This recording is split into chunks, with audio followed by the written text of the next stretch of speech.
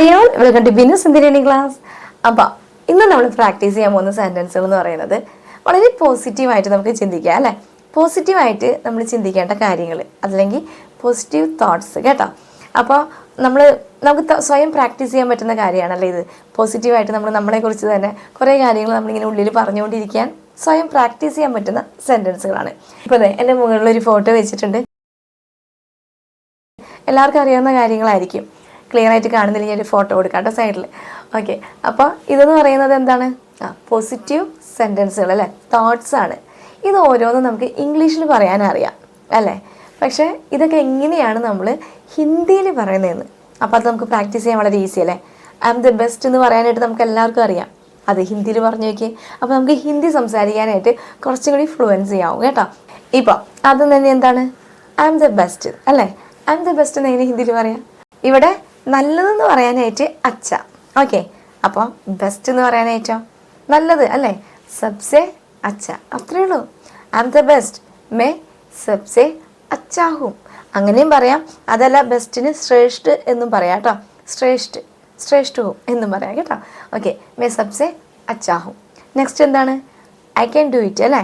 I can do it, എനിക്കിത് ചെയ്യാൻ സാധിക്കും എന്ന് പറയാനായിട്ട് യേ മേ കർ സക്താ ഹൂം. മേ കർ സക്താ ഹൂം, ഇതെനിക്ക് ചെയ്യാൻ സാധിക്കും. അതല്ലെങ്കിൽ കർ സക്തി ഹൂം എന്ന് പറയാം കേട്ടോ.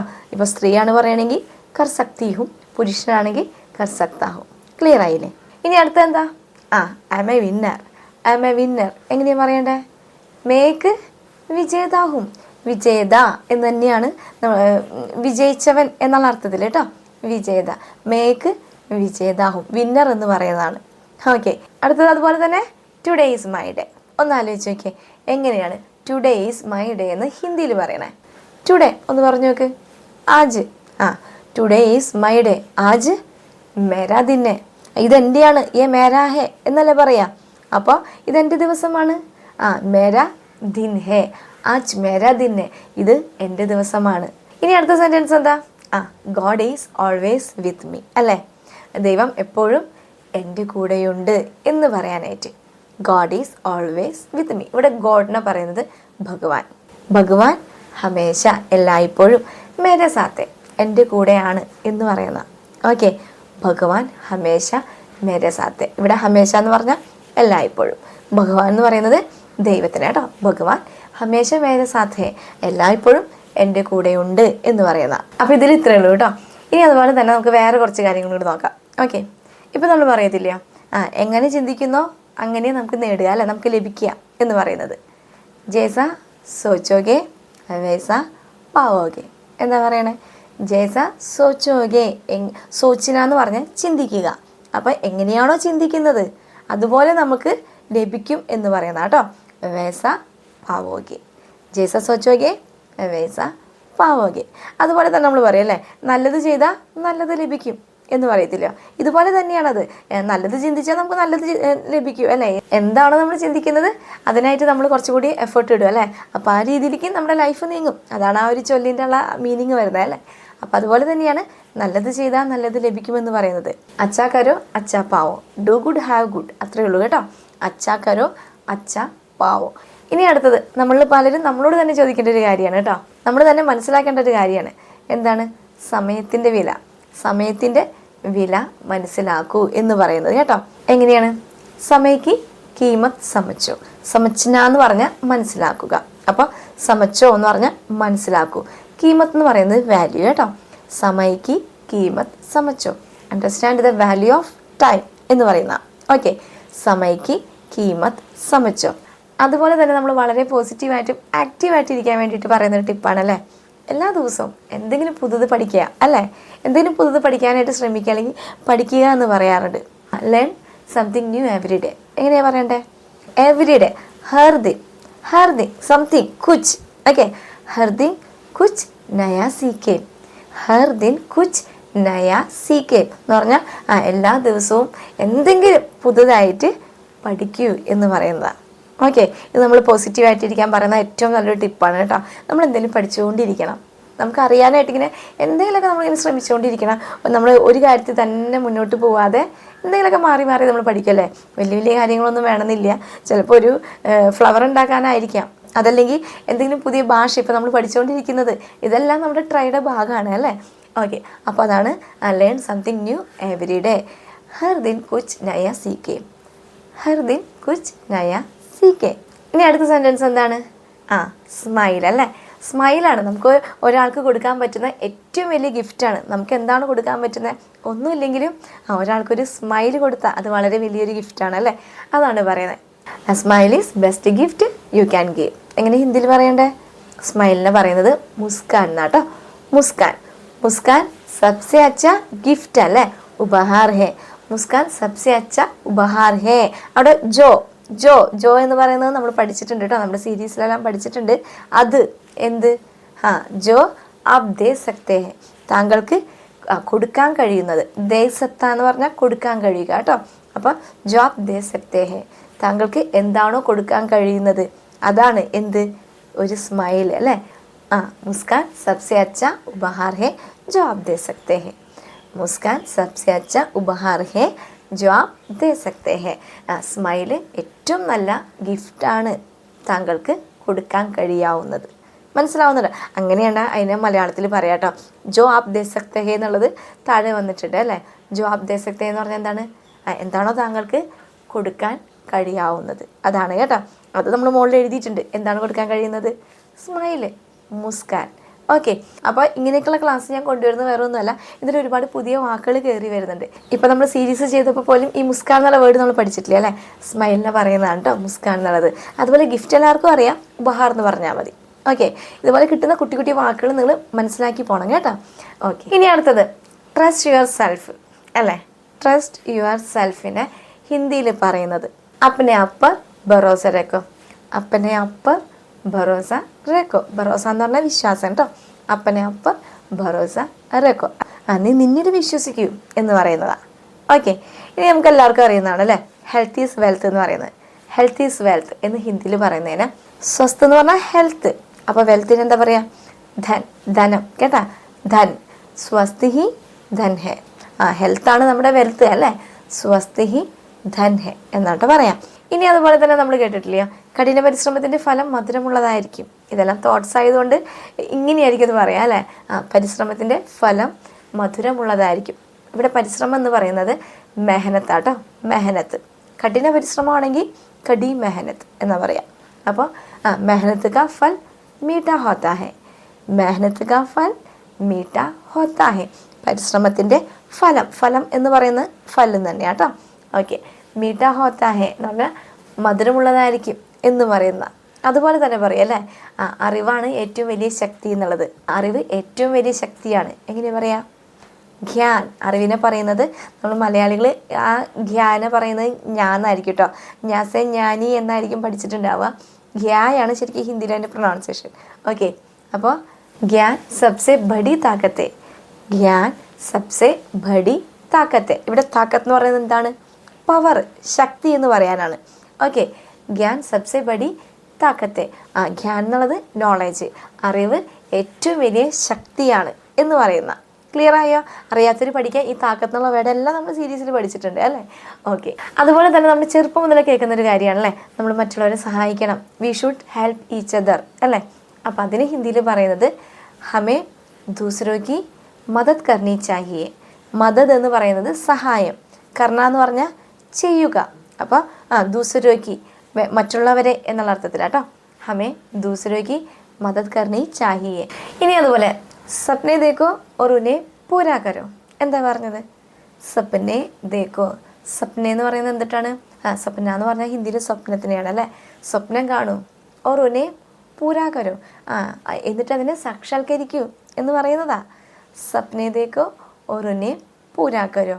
സ്വപ്നം കാണൂ എന്നിട്ട് അതിനെ സാക്ഷാത്കരിക്കൂ.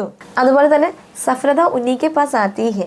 ഞാനിപ്പോൾ ഹിന്ദി ആദ്യം പറയുന്നത് നിങ്ങൾക്കത് മനസ്സിലാവുന്നുണ്ടോ എന്ന് കൂടി നോക്കണം കേട്ടോ. ഓക്കെ, ഇപ്പോൾ സഫലത എന്ന് പറയുന്നത് വിജയം, വിജയ സാക്ഷാത്കാരം എന്നുള്ളതാണ് കേട്ടോ. ഉന്നീക്കെ പാസ് ആത്തി ഹെ. അവരുടെ അടുത്തേക്ക് പോവുള്ളൂ എന്ന് പറയുന്നതാ. ആരുടെ അടുത്തേക്ക്? ജോ ഹാർ നെയ് മാനത്തെ. എന്താ പറഞ്ഞത്? ഇവിടെ ഹാർ എന്ന് പറയുന്നത് തോൽവി. നെഹി മാന്ന എന്ന് പറഞ്ഞാൽ, മാന്ന എന്ന് പറഞ്ഞാൽ അതനുസരിക്കുക. അതല്ലെങ്കിൽ നെഹി മാന്ന എന്ന് പറഞ്ഞാൽ എന്താ? അനുസരിക്കാതിരിക്കുക എന്ന് പറഞ്ഞാൽ തോൽവി അനുസരിക്കാതിരിക്കുക എന്നുള്ള അർത്ഥത്തിലാണ്. ആരാണോ തോൽവി സമ്മതിക്കാതിരിക്കുക, അതാണ് അതിൻ്റെ മറ്റൊരു അർത്ഥം വരുന്നത്. ഓക്കെ, ആരാണോ തോൽവി സമ്മതിക്കാതിരിക്കുന്നത് അവരുടെ അടുത്തേക്കാണ് എന്ത് പോവുക, വിജയം ചെല്ലത്തുള്ളൂ. അതാണ് ഉദ്ദേശിക്കുന്നത് കേട്ടോ. സഫലത ഉന്നയിക്കെ പാസ് ആത്തി ഹെ ജോ ഹാർ നഹീ മാനത്തെ. സഫലത ഉന്നയിക്കെ പാസ് ആത്തി ഹെ ജോ ഹാർ നഹീ മാനത്തെ. പഠിച്ചു ഈ സെൻറ്റൻസ്. കുറച്ച് വലിയ വലിയ സെൻറ്റൻസുകളാണ്, എന്നാലും നമുക്കത് ഇംഗ്ലീഷ് അറിയാമല്ലോ. അപ്പോൾ അതുകൊണ്ട് തന്നെ ഇത് നമുക്ക് പെട്ടെന്ന് കൺവേർട്ട് ചെയ്യാൻ പറ്റും ഹിന്ദിയിലോട്ട്. മനസ്സിലായോ? നമുക്ക് പെട്ടെന്ന് മനസ്സിലാക്കാൻ പറ്റും. ഇപ്പോൾ ഏതെങ്കിലും പരസ്യമൊക്കെ ഹിന്ദിയിൽ വരുമ്പോൾ നിങ്ങൾ ശ്രദ്ധിച്ചു നോക്കട്ടോ. നമുക്ക് അറിയാവുന്ന പരസ്യങ്ങൾ, ഇംഗ്ലീഷ് പരസ്യങ്ങളൊക്കെ ഉണ്ടാവുമല്ലോ, അത് ഇംഗ്ലീഷല്ല മലയാളം ആയിക്കോട്ടെ, അത് നമ്മൾ ഹിന്ദിയിൽ കാണുമ്പോൾ നമുക്കത് പെട്ടെന്നൊന്ന് മനസ്സിലാക്കിയെടുക്കാൻ പറ്റും അല്ലേ. അപ്പോൾ അതുപോലെ തന്നെയാണ് ഈ തോട്ട്സൊക്കെ നമുക്ക് അറിയാവുന്നതല്ലേ. അപ്പോൾ കുറേ പേര് കേട്ടിട്ടുണ്ടാവില്ല, കുറേയൊക്കെ നമ്മൾ കേട്ടിട്ടുണ്ടാവില്ല, കുറേയൊക്കെ നമ്മൾ കേട്ടിട്ടുണ്ടാവും. പക്ഷെ നമുക്ക് കേൾക്കുമ്പോൾ പെട്ടെന്ന് ക്യാച്ച് ചെയ്യാൻ പറ്റുന്ന കാര്യങ്ങളാണ് ഈ തോട്ട്സ് എന്ന് പറയുന്നത് അല്ലേ. അപ്പോൾ അതുകൊണ്ടാണ് ഇത് നമ്മൾ കേൾക്കുമ്പോൾ അത് ഹിന്ദിയിലേക്ക് ആക്കി ഒന്ന് മനസ്സിലാക്കാൻ ശ്രമിക്കുക. അപ്പോൾ അതിൽ നിങ്ങൾ അറിയാതെ തന്നെ കുറേ ന്യൂ വേർഡ്സ് നിങ്ങൾ മനസ്സിലാക്കി പോകും. ഓക്കെ, അപ്പോൾ നമുക്ക് വളരെ എളുപ്പമുള്ളവരും നോക്കാം കേട്ടോ. Nothing is impossible. എപ്പോഴും നമ്മൾ കേട്ടിട്ടില്ല അല്ലേ, നമ്മൾ പലപ്പോഴും അതിനെതിർത്ത് പറയുകയും ചെയ്യുക അല്ലേ. നത്തിങ് ഈസ് ഇമ്പോസിബിൾ എങ്ങനെയാണ് ഹിന്ദിയിൽ പറയാൻ നോക്കാം. നത്തിങ് എന്ന് പറയാനായിട്ട് കുച്ച് ബി. ഇമ്പോസിബിൾ അസംഭവ്, സംഭവ് അസംഭവ് കേട്ടോ. പോസിബിൾ ഇമ്പോസിബിൾ അതാണ് കേട്ടോ. അപ്പോൾ കുച്ച് ബി അസംഭവ് നഹി ഹെ. Impossible, nothing is impossible, Cooch B അസംഭവ് നെയ്യേ. സിമ്പിളായിട്ട് പഠിച്ചില്ലേ, ഏകദേശം മലയാളമായിട്ട് കണക്ട് ചെയ്തിരിക്കുന്നുണ്ട് അല്ലേ. സംഭവ് അസംഭവ് അത്രയേ ഉള്ളൂ കേട്ടോ. അപ്പോൾ nothing is impossible, Cooch B അസംഭവ് നെയ്യേ. അതുപോലെ തന്നെ A winner never stop trying. എന്താണ്? ഒരു വിജയിതാവ് ഒരിക്കലും അവൻ്റെ പരിശ്രമം നിർത്തില്ല എന്ന് പറയുന്ന അല്ലേ. അപ്പോൾ അതെങ്ങനെ ഹിന്ദിയിൽ പറയാം? വിന്നർ നമ്മൾ നേരത്തെ പഠിച്ചു അല്ലേ, വിജേത കബി പ്രയാസ് കർണ നഹി ചോടുത്ത. ഇവിടെ പ്രയാസ് കർണ എന്ന് പറഞ്ഞാൽ പരിശ്രമിക്കുക, അതല്ലെങ്കിൽ കോശിഷ് കർണ എന്നും പറയാം കേട്ടോ. ഇത് രണ്ടും പര്യായ പദങ്ങളാണ്. പ്രയാസ് കർണ, കോശിഷ് കർണ. വിജേത കബി പ്രയാസ് കർണ നഹി ചോടുത്ത. വിജേതാവ് ഒരിക്കലും പരിശ്രമിക്കുന്നത് നിർത്തില്ല എന്നാണ് പറയുന്നത്. മനസ്സിലാവുന്നുണ്ടോ? അപ്പോൾ നിങ്ങളും പരിശ്രമിച്ചുകൊണ്ടിരിക്കുക. ഞാൻ എന്തെങ്കിലും മാറ്റങ്ങൾ ക്ലാസ്സുകളിൽ കൊണ്ടുവരണമല്ലോ. എല്ലാ ദിവസവും നമ്മൾ സംസാരിക്കുന്നത് മാത്രം സംസാരിച്ചുകൊണ്ടിരുന്നാൽ നിങ്ങൾക്ക് ഓക്കെയാണ്, എന്നാൽ പോലും കുറച്ച് വെറൈറ്റിയൊക്കെ വേണമല്ലോ. അപ്പോൾ അതുകൊണ്ടാണ് എനിക്ക് തോന്നുന്നു ഞാൻ ഈ ഒരു ചാനൽ തുടങ്ങിയിട്ട് ഒത്തിരി ആയിട്ടുണ്ട്, ഒരു 2 വർഷം എന്തായാലും കഴിഞ്ഞിട്ടുണ്ട്. എന്നിട്ടും ഞാൻ ചെയ്യാത്തൊരു സംഭവമാണ് ഇത്, തോട്ട്സ് എന്ന് പറയുന്നത്. കുറച്ചും കൂടി നിങ്ങൾക്ക് കണക്ട് ചെയ്യാൻ എളുപ്പമായിരിക്കുന്നത് ജസ്റ്റ് ഇതൊന്ന് വായിച്ചപ്പോഴാട്ടോ. അപ്പോഴാണ് എനിക്ക് തോന്നിയത് ഇത് തന്നെയായിട്ടൊരു ക്ലാസ് ചെയ്ത് കഴിഞ്ഞാൽ കുറച്ചുകൂടി കണക്ട് ചെയ്യാൻ പറ്റുള്ളൂ എന്ന്. അപ്പോൾ അതുകൊണ്ടാണ്. അപ്പോൾ ഇത്രയേ ഉള്ളൂ, കുറേ പോസിറ്റീവ് തോട്ട്സാണ് നമ്മൾ നോക്കിയത് കേട്ടോ. അപ്പോൾ നിങ്ങൾക്ക് ഇതിൽ ഏതൊക്കെയാണോ പ്രാക്ടീസ് ചെയ്യാൻ പറ്റുന്നത് അത് പ്രാക്ടീസ് ചെയ്യാൻ ട്രൈ ചെയ്യുക. അതുപോലെ തന്നെ ഞാനിപ്പോൾ ഒരു പാരഗ്രാഫ് പറയാം, ഹിന്ദിയിൽ പറയാം. നിങ്ങൾക്ക് അതിൽ നിന്ന് മലയാളം മനസ്സിലാവുണ്ടോ എന്ന് ശ്രദ്ധിക്കണം കേട്ടോ. ഇപ്പോൾ നമ്മൾ പറയാണ്, ഇതുപോലെ തന്നെ കണക്ട് ചെയ്ത് വരുന്ന ഒരു പാരഗ്രാഫാണ്, വലിയ പാരഗ്രാഫൊന്നുമല്ല, ഒരു 2 സെൻറ്റൻസേ ഉള്ളൂ കേട്ടോ. കിസി സെ ജ്യാദ ഉമ്മീദ് മത് രഖോ. കേട്ടോ, കിസി സെ ജ്യാദ ഉമ്മീദ് മത് രഖോ ക്യോंकि ഉമ്മീദ് ജിतनी बड़ी होगी टूटने पर दर्द भी उतना ही गहरा होगा. മനസ്സിലായോ? ഈ സെൻറ്റൻസ് ഒന്ന് മനസ്സിലാക്കി നോക്കിയേ. ഇതിൽ കുറച്ച് വാക്കുകളൊക്കെ നമ്മൾ പഠിച്ചിട്ടുണ്ട് അല്ലേ. ഉമ്മീദൊക്കെ നമ്മൾ സീരീസിൽ പഠിച്ചിട്ടുണ്ട്. എന്താണ്? ഇത്രയേ ഉള്ളൂ. മനസ്സിലായവർ മനസ്സിലാക്കി വയ്ക്കുക, മനസ്സിലായെന്നൊന്ന് കമൻറ്റ് ചെയ്യാം കേട്ടോ. നമുക്ക് നോക്കാം. കിസിസെ ജ്യാദ ഉമ്മീദ് മത് രഖോ. ആരോടും കിസിസെ ജ്യാദ, ജാദ എന്ന് പറഞ്ഞാൽ കൂടുതൽ കേട്ടോ. ഉമ്മീദ് എന്ന് പറഞ്ഞാൽ പ്രതീക്ഷ. ഉമ്മീദ് ആരോടും വലിയ പ്രതീക്ഷ വെക്കണ്ട എന്ന് പറയുന്നതാ. ക്യോക്കി കാരണം എന്ന് പറയുന്ന കേട്ടോ. ക്യോക്കി എന്ന് പറഞ്ഞാൽ കാരണം. ഉമ്മീദ് ജിത്തനി ബഡി ഹോഗി. ഉമ്മീദ് എന്ന് പറഞ്ഞാൽ പ്രതീക്ഷ. നമ്മുടെ പ്രതീക്ഷ എത്രയോ വലുതാവുന്നു. ജിത്തനി ബഡി ഹോഗി എന്ന് പറഞ്ഞാൽ എത്രയോ വലുതാവുന്നു. മനസ്സിലാവുന്നു കേട്ടോ. ടൂട്ട്നേപ്പർ, ടൂട്ട്ന എന്ന് പറഞ്ഞാൽ എന്താണ്? പൊട്ടിപ്പോവുക എന്നുള്ള അർത്ഥം കേട്ടോ. ടൂട്ട്ന എന്ന് പറഞ്ഞു കഴിഞ്ഞാൽ അത് ഇല്ലാണ്ടാവുക എന്ന് പറയില്ല. ആ പ്രതീക്ഷ നമുക്ക് നേടാൻ പറ്റാണ്ട് വരിക, അല്ലെങ്കിൽ അത് പൊട്ടിപ്പോവുക എന്ന് പറയുന്നത് കേട്ടോ. ടൂട്ട്നേപ്പർ ദർദ് ബി. ദർദ് എന്ന് പറഞ്ഞാൽ വേദന. Dard B ഉത്തനാ he ഗഹരാ ഹോഗ. ദർദ് എന്ന് പറഞ്ഞാൽ വേദന. വേദന അത്രയും, ഗഹര എന്ന് പറഞ്ഞാൽ താഴ്ചയിലുള്ളതായിരിക്കും എന്ന് പറയുന്നത് കേട്ടോ. ഗഹര എന്ന് പറഞ്ഞാൽ താഴ്ച. അപ്പോൾ ഇത്രയേ ഉള്ളൂ. ഇതിന്ന് നമ്മൾ ഒരുപാട് പ്രതീക്ഷയൊന്നും വെക്കരുത്. കൂടുതൽ പ്രതീക്ഷ വെച്ച് കഴിഞ്ഞാൽ എന്തുണ്ടാവും? അത് നേടിയില്ലെങ്കിൽ അല്ലെങ്കിൽ ലഭിച്ചില്ലെന്നുണ്ടെങ്കിൽ നമ്മുടെ വേദന അത്രയും ആഴത്തിലുള്ളതായിരിക്കും എന്നാണ് ഈ ഒരു തോട്ടിൻ്റെ അർത്ഥം വരുന്നത് കേട്ടോ. അപ്പോൾ നിങ്ങൾ ഇതുപോലെ കാണുന്ന ചെറിയ ചെറിയ തോട്ട്സോ അല്ലെങ്കിൽ ചെറിയ ചെറിയ സെൻറ്റൻസുകളൊക്കെ കാണുമ്പോൾ അതൊന്നും മലയാളത്തിലേക്ക് മനസ്സിലാക്കാനായിട്ട് ശ്രമിക്കുക കേട്ടോ. കാരണം 30 ഡേയ്സ് സീരീസ് നമ്മൾ അറ്റൻഡ് ചെയ്തിട്ടുണ്ട്. പുതുതായിട്ട് കാണുന്നവരോടല്ല കേട്ടോ ഞാൻ ഈ പറയുന്നത്. ഇപ്പോൾ പുതുതായിട്ട് ആരെങ്കിലും കാണുന്നവരുണ്ടെങ്കിൽ അവർ ഇത്രയും മനസ്സിലാക്കിയാൽ മതി. നമ്മുടെ ഈ ചാനലിൽ മെമ്പേഴ്സ് ഓൺലി ഗ്രൂപ്പിൽ ഇപ്പോൾ ഒരു സീരീസ് നടന്നിട്ടുണ്ടായിരുന്നു 30 ഡേയ്സ് കേട്ടോ. ഇപ്പോൾ നാളെ മുതൽ നമ്മൾ പുതിയ സീരീസ് സ്റ്റാർട്ട് ചെയ്യുന്നുണ്ട്. അത് 50 ഡേയ്സ് ആണ്. കാരണം സെയിം തന്നെയാണ്, സെയിം ഓപ്ഷൻ തന്നെയാണ്, സിൽവറിൽ തന്നെയാണ്, 59 റുപ്പീസ് തന്നെയാണ്. ഇപ്പോൾ സിൽവർ നിങ്ങൾക്ക് ക്ലിക്ക് ചെയ്യുമ്പോൾ 30 ഡേയ്സും കിട്ടും, അതുപോലെ 50 ഡേയ്സും കിട്ടും കേട്ടോ. അപ്പോൾ ഒരുപാട് പേര് പറഞ്ഞിട്ടുണ്ടായിരുന്നു ഒരുമിച്ച് പോകാമെന്നുള്ളത്. ഇപ്പോൾ 30 ഡേയ്സ് കുറച്ച് നാളായല്ലോ ചെയ്തിട്ടിട്ട്, അപ്പോൾ അവർക്കത് പഴയതായിട്ട് ഫീൽ ചെയ്തിട്ടായിരിക്കാം. നിങ്ങളത് ഫോളോ ചെയ്യുന്നതും അതുപോലെ തന്നെ ഇത് ഫോളോ ചെയ്യുന്നതും ഒരുപോലെയൊക്കെ തന്നെയാണ്.